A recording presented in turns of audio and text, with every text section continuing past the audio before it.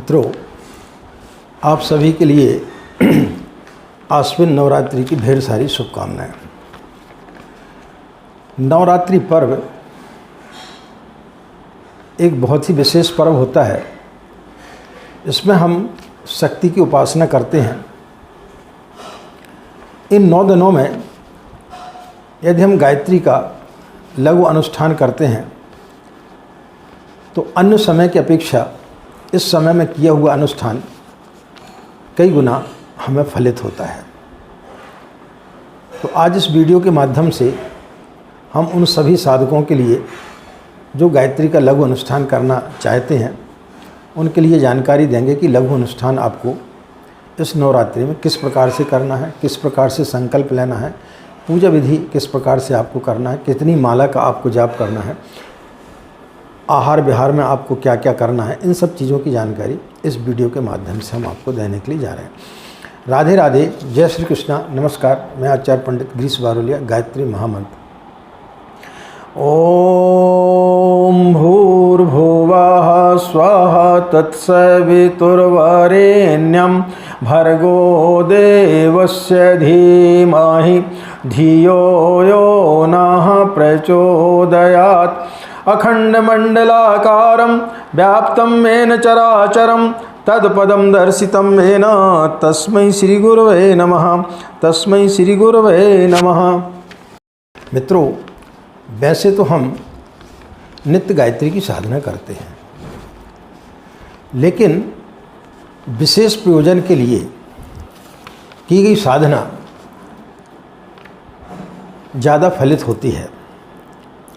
किसी विशेष प्रयोजन के लिए विशेष शक्ति का संचय करना पड़ता है, जिसके लिए विशेष क्रिया हमें करना पड़ती है, जिसे कि हम अनुष्ठान कहते हैं।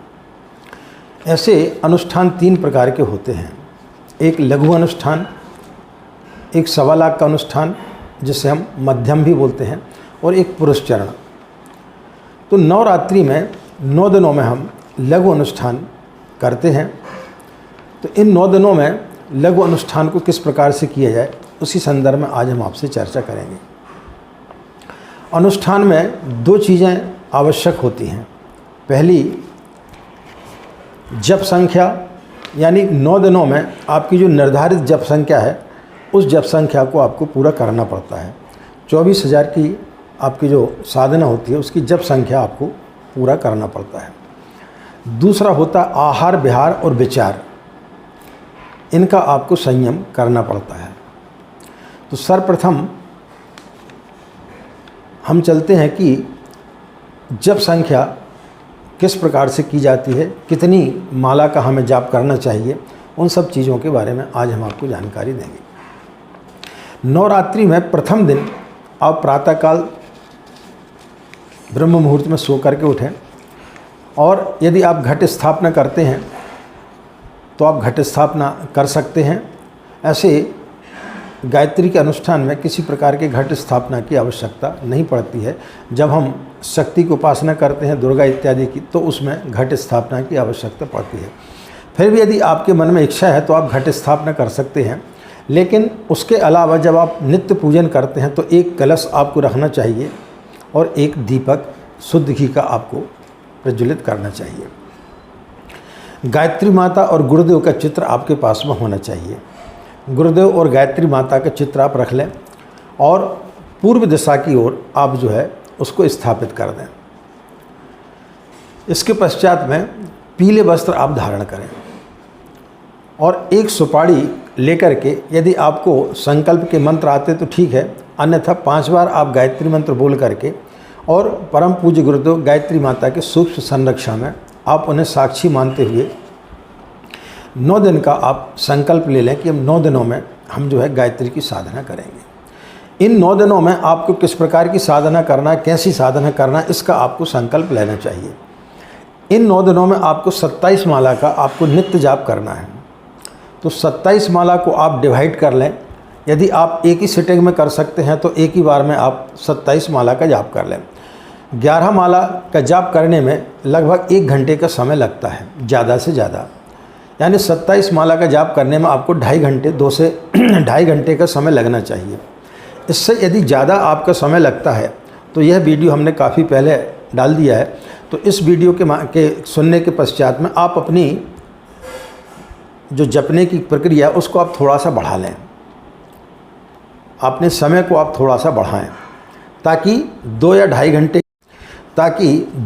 घंटे के अंदर आपकी जो है 27 माला पूर्ण हो जाए। बाकी समय में आप चाहें तो बगैर माला के जाप कर सकते हैं, समय निर्धारित करके कि आपको 15 मिनट जाप करना है या 25 मिनट करना है, आधा घंटा करना है, वो आप समय को निर्धारित करके आप कर सकते हैं। लेकिन नवरात्रि में चूँकि जप संख्या प्रधान होती है, जप संख्या की हमें आवश्यकता होती है, इसलिए माला से आपको जाप करना चाहिए, तभी आप जप संख्या को निर्धारित कर पाएंगे कि आपकी 27 माला पूर्ण हुई कि नहीं हुई। उसमें किसी प्रकार की कोई त्रुटि नहीं होना चाहिए। तो 27 माला का जाप आपको सुबह प्रातः ब्रह्म मुहूर्त में आपको कर लेना चाहिए।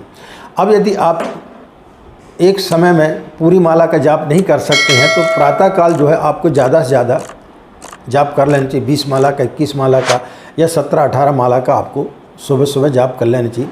शाम के समय सूर्य अस्त के 1 घंटे पहले से लेकर के सूर्य अस्त के आधा पौन घंटे बाद तक आप शेष माला का आप जाप कर सकते हैं। रात्रि 8 बजे से लेकर के 4 बजे तक आपको जो है गायत्री मंत्र का जाप आपको माला से नहीं करना चाहिए। उस समय तांत्रिक क्रियाएं होती हैं। गायत्री मंत्र का जाप आपको जो है तुलसी या चंदन, सफ़ेद चंदन की माला से करना चाहिए। तो पूर्व मुख होकर के आप पूर्व दिशा की ओर मुँह करके आप बैठ जाएं, पीले वस्त्र धारण कर लें, हल्के कपड़े पहनें। यदि पीले कपड़े आपके पास नहीं है तो पीला दुपट्टा ओढ़ लें और अपनी माला को जो है गोमुख के अंदर रखें और सुमेरु का आप ध्यान रखें कि उसका उल्लंघन न हो। जब ये इस तरीके से आपको माला का जाप करना है, तर्जनी और ये कनिष्ठ का उंगली का उसमें स्पर्श नहीं होना चाहिए। अनामिका, मध्यमा और अंगूठा, इसमें अनामिका उंगली में उसको रखा जाता है और जब आपका सुमेरु यहाँ आ जाता है तो उसको इस प्रकार से पलटा करके फिर उसी दिशा में फिर आपको मंत्र का जाप करना चाहिए।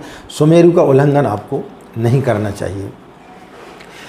तो ये तो जप संख्या हुई कि आपको 27 माला का नियमित रूप से जाप करना है। एक कलश रख लें, यदि आपने घट स्थापना पहले से कर रखी है तो उसको आप रहने दें, लेकिन अलग से एक कलश रख लें जिसका पूजन समाप्ति होने के पश्चात में आपको सूर्य को नित्य अर्घ्य देना चाहिए। और एक घी का दीपक आप जलाएं। अखंड दीपक जो लोग जलाते वो जलाएं, लेकिन अखंड दीपक जलाने में आपकी पूरी शक्ति जो है उसी को देखने में लग जाती है, इसलिए अखंड दीपक जहाँ तक संभव हो आपको नहीं जलाना चाहिए। इसके पश्चात में जो है आप धूप दीप जला लें और उसके पश्चात में आप जो है षट कर्म कर लें। षट कर्म करने के बाद में गुरु का आवाहन, माँ गायत्री का आवाहन, गौरी गणेश का आवाहन करने के पश्चात में जो आपके पास में तस्वीर है गुरुदेव माता गायत्री माता की, उसको साफ करके वहाँ चंदन इत्यादि लगा करके, पुष्प आदि चढ़ा करके और थोड़ा सा प्रसाद रख करके, मिश्री का प्रसाद रख सकते हैं, चिरौंजी का प्रसाद रख सकते हैं। उसके पश्चात आपको गायत्री मंत्र का आपको नियमित रूप से जाप करना चाहिए। तो ये 9 दिन तक आपको गायत्री मंत्र का जाप आपको करना चाहिए। इन 9 दिनों में आपको पहले से निर्धारित कर लेना चाहिए, जो आपको संकल्प में लेना चाहिए कि आप इन 9 दिनों में आहार विहार आपका क्या रहेगा। आप चाहें तो 9 दिन तक एक ही समय खाना खा करके रह सकते हैं, या आप चाहें तो उपवास भी रख सकते हैं, सिर्फ फलाहार में रह सकते हैं, या जिनको पहले से आदत है, जिनको अनुभव है पहले से, वो नींबू पानी पर भी रह सकते हैं। वह आपकी इच्छा के ऊपर है कि आपका पहले से अभ्यास किस प्रकार का है।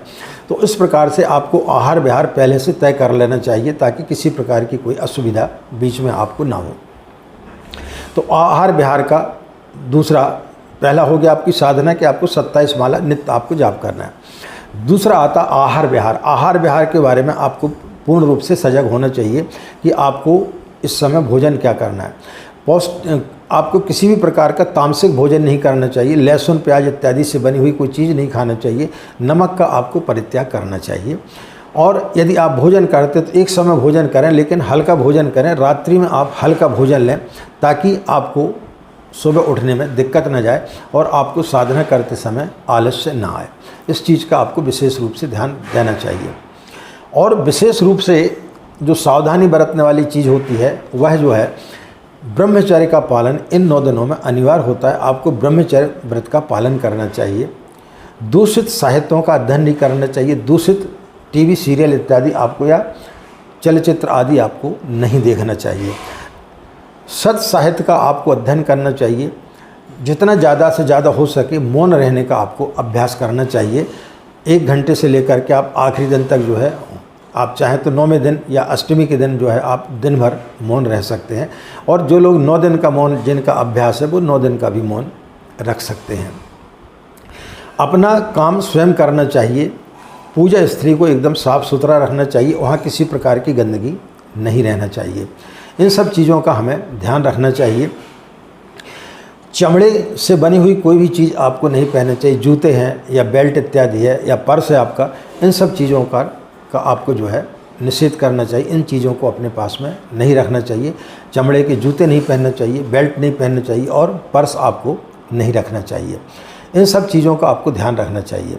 इस समय आपको किसी भी प्रकार की छल कपट या वासनात्मक विचार आपके अंदर नहीं आना चाहिए। किसी के ऊपर आपको क्रोध नहीं करना चाहिए। खासकर घर में जो छोटे बच्चे बच्ची रहते हैं उनके ऊपर आपको कतई क्रोध नहीं करना चाहिए। स्त्रियों का आपको सम्मान करना चाहिए, बच्चियों का आपको सम्मान करना चाहिए। तो इन सब चीज़ों पर यदि आप ध्यान रखेंगे तो निश्चित रूप से गायत्री मंत्र आपको फलित होगा और आपकी सारी मनोकामनाएं आपकी पूर्ण होंगी। तो इस नवरात्रि में यदि आप इन 2 चीज़ों पर ध्यान रखते हैं, एक तो आपकी होगी जप संख्या और दूसरा हो गया आहार विहार और विचार। आपके अच्छे विचार होने चाहिए, सकारात्मक विचार होने चाहिए। नकारात्मक विचारों का आदान प्रदान आपके दिमाग में नहीं होना चाहिए और ज़्यादा से ज़्यादा आपको शयन करना चाहिए ताकि नींद आपकी जो है जल्दी खुले। किसी प्रकार के कोई भी दूषित साहित्य इत्यादि आपको नहीं पढ़ना चाहिए। गुरुदेव का साहित्य आपको उस समय पढ़ना चाहिए। अच्छी पुस्तकों का आप अध्ययन करेंगे तो निश्चित रूप से आपको गायत्री मंत्र फलित होगा। आखिरी दिन जो है, जब आपका 9वें दिन आपकी पूर्ण हो जाती है तो उस दिन यदि आपके पास समय है तो उसके पश्चात आप पूर्णाहुति कर लें। 108 या 240 मंत्रों की आपको गायत्री मंत्र की आहुतियाँ आपको देना चाहिए। आपके परिवार में यदि 4-5 लोग हैं तो वो बैठ करके आहुति दे दें तो 108 मंत्रों की आप गायत्री मंत्र से आहुति दे सकते हैं। आखिरी दिन या उसके दूसरे दिन भी आप पूर्णाहुति कर सकते हैं। 9वें दिन यदि आप पूर्णाहुति नहीं कर पा रहे हैं तो उस दिन आपको व्रत नहीं खोलना चाहिए। 10वें दिन जब आप प्रातःकाल हवन इत्यादि करते हैं उसके पश्चात में आपको अपने बड़े बुजुर्गों का आशीर्वाद लेना चाहिए और उसके पश्चात फिर आपको भोजन ग्रहण करना चाहिए। 1-2 दिन तक आपको जो है, यदि आप 9 दिन तक नींबू पानी पे रह रहे हैं या आप हल्का भोजन ले रहे हैं, आप फलाहार पे हैं, तो फिर आपको एकदम से हैवी खाना नहीं खाना चाहिए। हल्का खाना आपको उस समय लेना चाहिए, अन्यथा फिर आपका स्वास्थ्य खराब हो सकता है। इन चीज़ों का आपको साधना काल में विशेष रूप से ध्यान रखना चाहिए। आशा मित्रों, यदि आप साधना करने के लिए जा रहे हैं तो यह वीडियो आपके लिए निश्चित रूप से काफ़ी लाभकारी सिद्ध होगा और इस आधार पर यदि आप गायत्री की साधना करते हैं तो निश्चित रूप से आपको लाभ होगा। कई लोगों के इस प्रकार के प्रश्न आते हैं कि आचार्य जी, जब हम गायत्री की साधना 9 दिन की करेंगे तो उस समय हम जो दैनिक साधना करते हैं उसमें हम जितनी माला का जाप करते हैं उसको क्या अलग से करना है? ऐसा नहीं करना। आपको उन 9 दिनों में आपको सिर्फ 27 माला का ही जाप करना है। आपकी जो 9 दिन की साधना है उसमें सिर्फ आप 27 माला का जाप करें। नियमित जो आप साधना करते हैं वो इसी में काउंट रहती है, उसके लिए अलग से जाप करने की आवश्यकता नहीं है। आज की बात समाप्त। आपका दिन मंगल में हो, आप लोग खुश रहें, मस्त रहें। माँ गायत्री की असीम कृपा इसी प्रकार आप उन पर बनी रहे। हमें आज्ञा दें। नमस्कार। ओम शांति।